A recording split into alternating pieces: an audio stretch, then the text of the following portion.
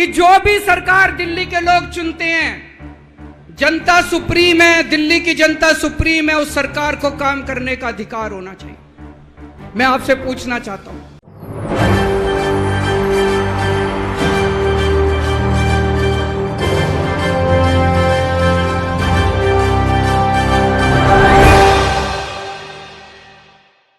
नमस्कार, मैं नाज़मीन खान और आप देख रहे हैं SPN9 न्यूज़। दिल्ली के मुख्यमंत्री अरविंद केजरीवाल, उनको नई शराब नीति घोटाले मामले में फंसाने के लिए यहां पर उपराज्यपाल VK सक्सेना ने तमाम जद्दोजहद तो किए, लेकिन उसके बावजूद यहां पर उपराज्यपाल वो काम नहीं कर पाए। इसलिए यहां पर भारतीय जनता पार्टी ने एक षड्यंत्र रचा कि अरविंद केजरीवाल से उनके अधिकार छीनने पड़ेंगे और उनके अधिकार छीनने के लिए हमें सुप्रीम कोर्ट के फैसले के विरुद्ध भी जाना पड़ेगा, तो हम जाएंगे। तो वही होता हुआ भी नजर आ रहा है। अरविंद केजरीवाल के विरुद्ध भारतीय जनता पार्टी की तरफ से एक अध्यादेश जारी किया जाता है और उस अध्यादेश में कहा जाता है कि राज्यसभा में इसे पेश किया जाएगा और अरविंद केजरीवाल से तमाम अधिकार छीने जाएंगे। लेकिन इसी बीच देखा जाए तो उपराज्यपाल VK सक्सेना ने अभी तक अपनी चुप्पी साधी हुई है। अरविंद केजरीवाल VK सक्सेना से मुलाकात तो करते हैं, लेकिन मुलाकात के बावजूद यहाँ पर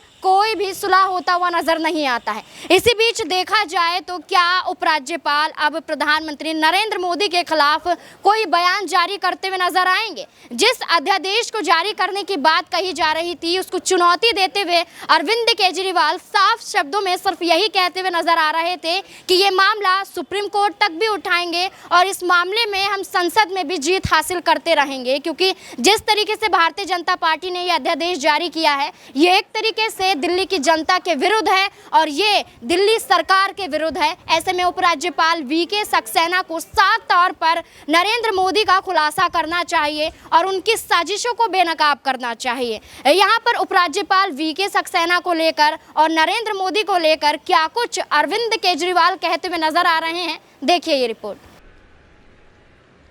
दोस्तों, 11 मई, आज 11 जून है, आज से 1 महीने पहले 11 मई को देश की सर्वोच्च अदालत, सबसे बड़ी अदालत सुप्रीम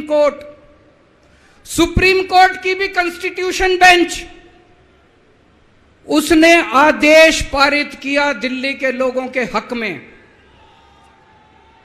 और उसके 8 दिन के बाद, 1 हफ्ते के बाद 19 मई को देश के प्रधानमंत्री ने सुप्रीम कोर्ट के आदेश को खारिज कर दिया। दोस्तों, देश की सबसे बड़ी अदालत के फैसले को प्रधानमंत्री ने खारिज कर दिया। प्रधानमंत्री कहते हैं मैं सुप्रीम कोर्ट को नहीं मानता। देश के प्रधानमंत्री कहते हैं मैं सुप्रीम कोर्ट को नहीं मानता। 75 साल के भारत के इतिहास में पहली बार एक प्रधानमंत्री आया है जो कहता है मैं सुप्रीम कोर्ट को नहीं मानता। पूरे देश के लोग स्तब्ध हैं। पूरे देश के लोगों को यकीन नहीं हो रहा, इतना अहंकारी प्रधानमंत्री को इतना अहंकार। प्रधानमंत्री कहता है मैं सुप्रीम कोर्ट को नहीं मानता। देश के गली गली में चर्चा हो रही है, घर घर में चर्चा हो रही है, ये मोदी जी को क्या हो गया, इतना अहंकार हो गया इनको, इतना अहंकार हो गया इनको। दोस्तों, देश के अंदर अब जनतंत्र खत्म हो रहा है। इसी को तानाशाही कहते हैं।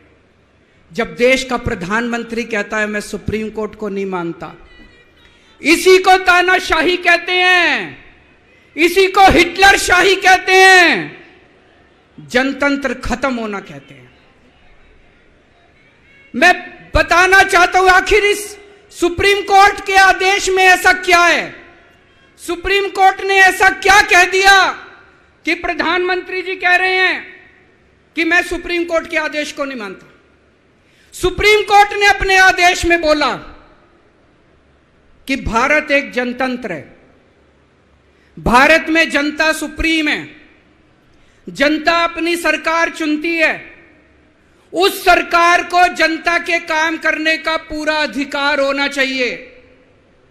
दिल्ली में भी लोग सरकार चुनते हैं, दिल्ली की सरकार को भी, जिस भी सरकार को दिल्ली के लोग चुनते हैं, चाहे इस पार्टी की सरकार हो चाहे उस पार्टी की सरकार हो, सुप्रीम कोर्ट ने कहा कि जो भी सरकार दिल्ली के लोग चुनते हैं, जनता सुप्रीम है, दिल्ली की जनता सुप्रीम है, उस सरकार को काम करने का अधिकार होना चाहिए।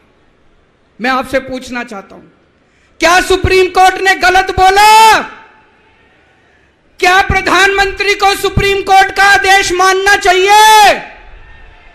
मोदी जी कहते हैं मैं सुप्रीम कोर्ट का आदेश नहीं मानता। मोदी जी ने अध्यादेश पारित कर दिया और सुप्रीम कोर्ट के आदेश को खारिज कर दिया। मोदी जी का अध्यादेश क्या कहता है? प्रधानमंत्री जी ने यह जो अध्यादेश पारित किया, यह क्या कहता है? मोदी जी का अध्यादेश कहता है कि अब दिल्ली के अंदर जनतंत्र नहीं होगा, अब दिल्ली के अंदर तानाशाही चलेगी, अब दिल्ली के अंदर जनता सुप्रीम नहीं है, अब दिल्ली के अंदर एलजी सुप्रीम होगा। अब दिल्ली के अंदर चाहे जनता जिसको मर्जी वोट दे, चाहे जनता जिसकी मर्जी सरकार बनाए, प्रधानमंत्री जी कहते हैं सरकार तो मैं ही चलाऊंगा, मेरी तानाशाही चलेगी, अब जनता सुप्रीम नहीं है, जनता की नहीं चलेगी, जनता की सरकार की नहीं चलेगी। प्रधानमंत्री जी कहते हैं एलजी के जरिए मैं सरकार चलाऊंगा। 26 जनवरी 1950 को हमारे देश का संविधान लागू हुआ। बाबा साहब अंबेडकर ने संविधान बनाया। बाबा साहब अंबेडकर ने अपने संविधान में लिखा कि इस देश के अंदर जनतंत्र होगा, जनता सुप्रीम होगी। आज प्रधानमंत्री जी ने भारत के संविधान के परखच्चे उड़ा दिए। प्रधानमंत्री जी ने भारत का संविधान बदल दिया। प्रधानमंत्री जी कहते हैं अब जनता सुप्रीम नहीं होगी, अब एलजी सुप्रीम होगा। जनता सुप्रीम नहीं होगी, अब प्रधानमंत्री सुप्रीम होगा।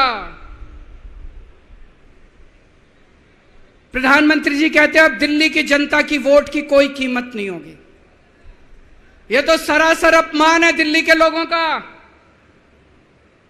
प्रधानमंत्री जी कहते हैं दिल्ली की जनता जिसको मर्जी वोट दे, उस वोट की कोई कीमत नहीं है। दोस्तों, ये बीजेपी वाले रोज मेरा अपमान करते हैं, मेरे को गालियां देते हैं, गंदी गंदी गालियां देते हैं। मेरे को अपने मान और अपमान की कोई चिंता नहीं है, मैं कोई परवाह नहीं करता। मैं इनको वापस गाली नहीं देता, मेरे को गाली गलौज नहीं करनी आती, मेरे संस्कार नहीं सिखाते। मैं 24 घंटे अपने काम में व्यस्त रहता हूं, मेरे को काम से मतलब है। आप लोगों ने मेरे को इतना मौका दिया, इतनी जिम्मेदारी है, 24 घंटे काम करता हूं। ये लोग मेरे को जितनी मर्जी गाली दे लें, लेकिन इस बार इन लोगों ने आपका अपमान किया है, आपकी वोट की कीमत, आपका वोट का अपमान किया है। यह मैं बर्दाश्त नहीं कर सकता, आपके अपमान को मैं बर्दाश्त नहीं कर सकता। इसको किसी हालत में नहीं होने देंगे। दिल्ली के लोगों के वोट का जो इन्होंने अपमान किया है, मोदी जी ने तमाचा मारा है दिल्ली के लोगों को, इसको बर्दाश्त नहीं कर सकते। इसको ठीक करा के रहेंगे, इस अध्यादेश को खारिज करा के रहेंगे, सुप्रीम कोर्ट के आदेश को पालन करा के रहेंगे। करेंगे कि नहीं करेंगे?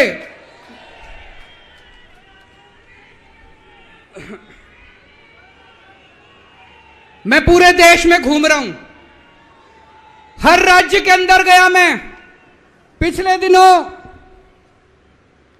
पूरे देश के अंदर घूम रहा हूं, सारी पार्टियों के नेताओं से मिला। मैं आपको दिल्ली के लोगों को बताना चाहता हूं, देश के सारे लोग आपके साथ हैं। आप ये मत समझना आप अकेले हो, 140 करोड़ लोग आपके साथ हैं। वेस्ट बंगाल के लोग आपके साथ हैं, तमिलनाडु के लोग आपके साथ हैं, केरला के लोग आपके साथ हैं, महाराष्ट्र के लोग आपके साथ हैं, बिहार के लोग आपके साथ हैं, उत्तर प्रदेश के लोग आपके साथ हैं, मध्य प्रदेश के लोग आपके साथ हैं। 140 करोड़ लोग मिलके इस अध्यादेश का विरोध करेंगे, जनतंत्र को बचाएंगे। दोस्तों, जिस तरीके से अरविंद केजरीवाल को आपने सुना, वो साफ शब्दों में यही कहते हुए दिखाई दे रहे हैं कि अध्यादेश के खिलाफ यहाँ पर वो जंग जीतते हुए भी नजर आएंगे और यहाँ पर सीधे तौर पर उपराज्यपाल को अपना इस्तीफा भी सौंपना पड़ेगा। अगर यहाँ पर उपराज्यपाल वीके सक्सेना अपना इस्तीफा देते हुए नजर आते हैं तो राष्ट्रपति मुर्मू को सीधे तौर पर सौंपते हुए नजर आएंगे। ऐसे में देखा जाए तो अरविंद केजरीवाल जिस तरीके से उन्हें फंसाने की साजिश रची गई थी, ये सारी चीजें यहाँ पर धरी की धरी रह जाएंगी, क्योंकि मामला सिर्फ एक अध्यादेश का है और इस अध्यादेश के खिलाफ अरविंद केजरीवाल अपनी आवाज बुलंद करते हुए सीधे तौर पर नरेंद्र मोदी को चुनौती देते हुए नजर आ रहे हैं। अब इस मुद्दे को लेकर आपकी क्या राय है कि क्या वाकई यहाँ पर उपराज्यपाल वीके सक्सेना इस्तीफा देते हुए यहाँ पर नरेंद्र मोदी की सच्चाइयों को बताएंगे? क्या है आपकी राय? कमेंट बॉक्स में जरूर बताएं। धन्यवाद।